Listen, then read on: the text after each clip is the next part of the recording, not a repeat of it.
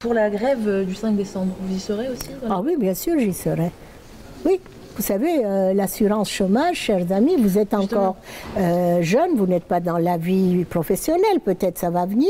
Vous verrez lorsque vous vous retrouvez à la porte et que vous avez 500 € pour vivre. Laurent Berger, secrétaire général de la CFDT, donc qui n'est pas le syndicat le plus extrême ça, qui soit, on peut le dire. Je cite, c'est une des réformes les plus dures socialement qui s'est opérée ces 25 dernières années. Une tuerie sur le plan social. Oui, je crois. Vous êtes d'accord avec Laurent Berger? Oui, je suis d'accord, pas avec ses positions en général, mais là je suis d'accord parce que, écoutez, plus d'1 million de Françaises et de Français seront touchés par une baisse considérable de leur allocation chômage. C'est encore plus de pauvreté dans un pays où il y a 9 millions de pauvres. Donc cette réforme de l'assurance chômage conduira plutôt à des formes très précaires bien sûr. De l'emploi comme on voit en Angleterre ou en Allemagne, bien sûr. Aux États-Unis. Plutôt que de dynamiser l'économie, parce que Muriel Pénicaud se défend en disant oui, mais dans un contexte dynamique où il y a de l'emploi, elle voit pas pourquoi les gens ne devraient pas travailler plus. Non mais attendez, Pénicaud fait, Pénicaud fait la propagande de son texte. Oui, les règles sont plus dures, mais dans un contexte où il y a de l'emploi. Quel emploi il y a en banlieue, le chômage baisse. Mais c'est minime. Vous avez vu les chiffres? Oui. C'est rigolo, hein, quand on compare au chômage aux États-Unis et ailleurs, oui. C'est quand même assez rigolo. Hein, le 0,2% de baisse du chômage, vous savez, c'est pas avec ça que vous trouverez de travail. Le chômage est à 25% chez les jeunes, à 40% chez les jeunes des banlieues. Alors, vous trouvez qu'il y a du travail? Ah ben moi, je suis pas là pour... oui, mais réfléchissons ensemble.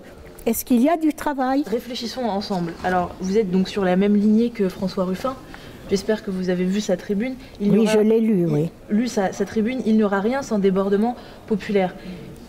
Il souhaite une grande alliance, je cite, Prolo et Prof, un grand front populaire écologique. Enfin, le mot front populaire est un peu démodé.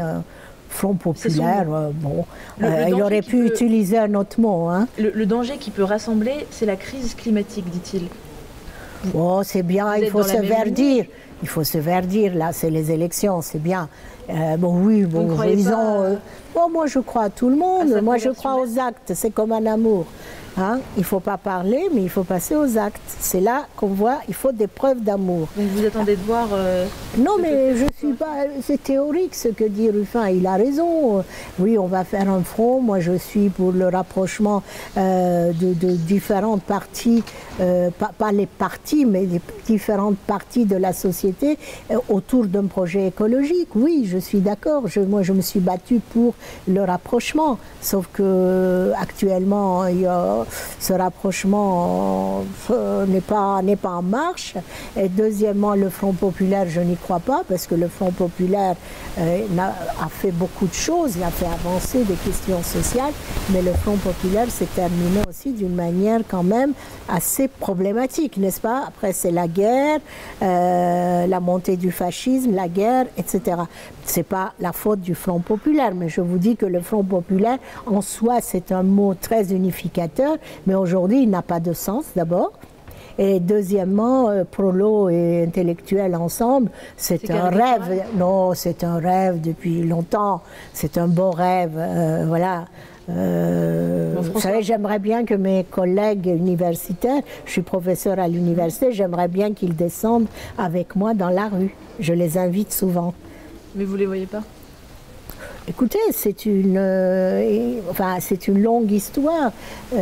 Lorsque la gauche était au pouvoir, les intellectuels se sont investis, mais les intellectuels sont toujours déçus.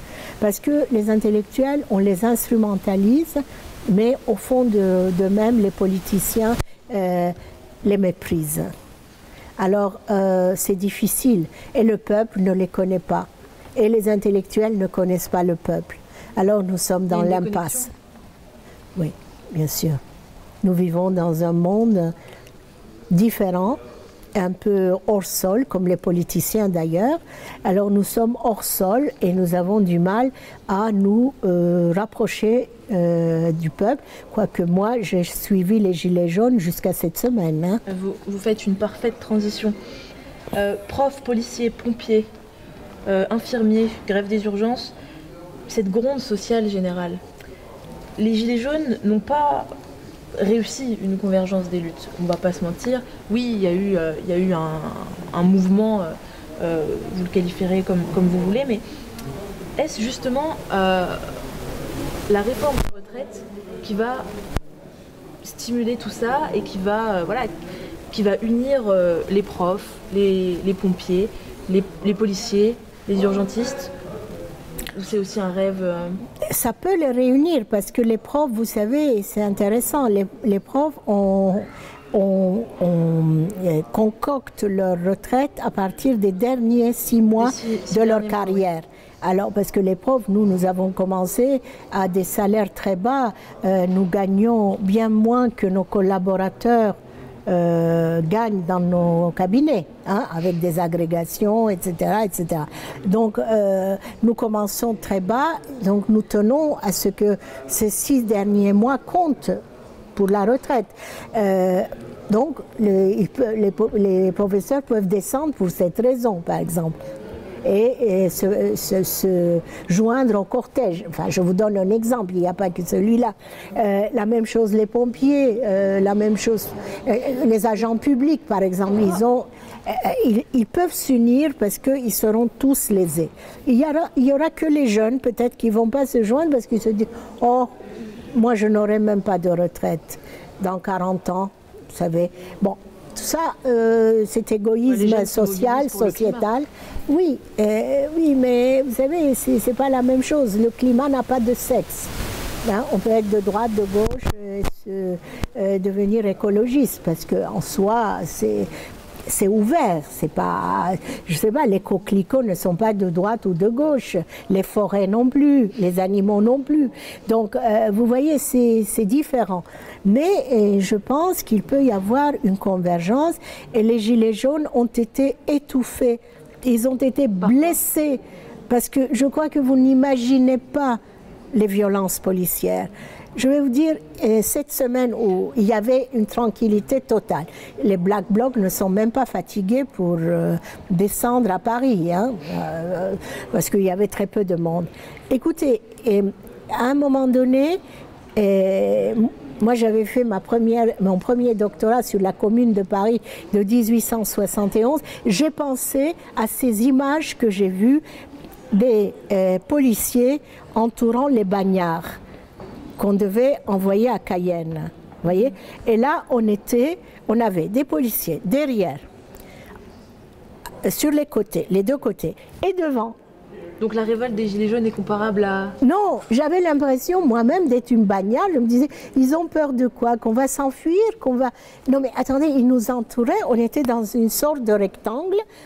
Non mais attendez, vous n'avez pas vu les souffrances. Et le jour où Rodriguez a reçu le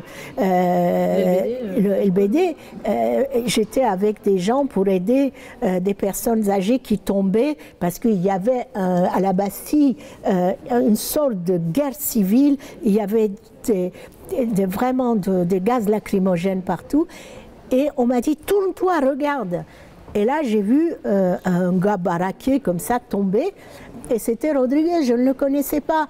Mais j'ai assisté à des scènes pareilles. Quand vous avez une telle répression, vous ne pouvez pas descendre dans la rue avec légèreté en disant voilà... Sur justement les violences policières, Sibeth Ndiaye, la porte-parole du gouvernement, ne veut pas utiliser ce terme. Ah oui, qu'elle ne l'utilise pas, parce qu'elle ne le connaît pas là, dans son ministère.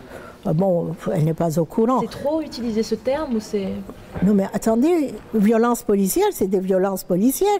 Moi, je me suis moi-même, le 1er mai, où les gens descendent avec des poussettes, avec des amis, c'est une fête en même temps. Hein. Moi, ce jour-là, j'étais devant l'église à Montparnasse.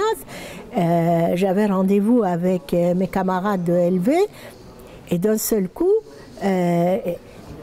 devant l'ampleur de la répression, j'ai eu tellement peur, je me suis vraiment mis, avec d'ailleurs Martinez qui fuyait les violences, je suis rentrée dans un cinéma dont les portes avaient été cassées.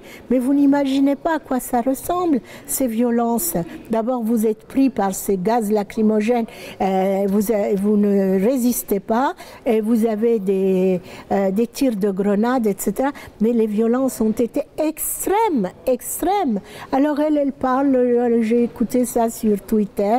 Alors oui, on ne peut pas parler de violence parce que quand l'État exerce des violences policières, ce n'est pas des violences. Non, non, mais il faut arrêter avec ça. Il y a quelques milliers de personnes blessées, de gilets jaunes, des dizaines qui ont perdu un œil, une main, etc. Alors je peux vous dire que ceux qui descendent dans la rue, ils sont téméraires. Hein. Donc le ministre de l'Intérieur, Christophe Castaner, a très très mal géré cette crise des gilets jaunes, selon vous ? Oui, surtout, on a pensé à lui cette semaine, puisqu'on est passé devant la Pitié-Salpêtrière. C'est un mensonge d'État. Alors, ce mensonge d'État, on rigolait bien avec les gens. Certains avaient vécu cet épisode et me disaient « Tu ne vas pas croire si je te raconte ce qui s'est passé. » Moi, je me suis réfugiée dans un petit restaurant parce que j'avais peur. Les gars, les policiers étaient en train de tirer. Je ne dis pas qu'il n'y a pas de violence de la part des Black Blocs, qu'il n'y a pas de violence aussi qui déteint sur les gilets jaunes. Mais ben oui, en Allemagne, il y a la désescalade, à savoir que les policiers dialoguent avant de tirer. Ici, ils tirent immédiatement. Il faut rappeler que la France est le seul pays de l'Union européenne qui utilise encore les LBD. Oui, bien sûr. Oui, et les grenades de désencerclement dans les manifestations autorisées.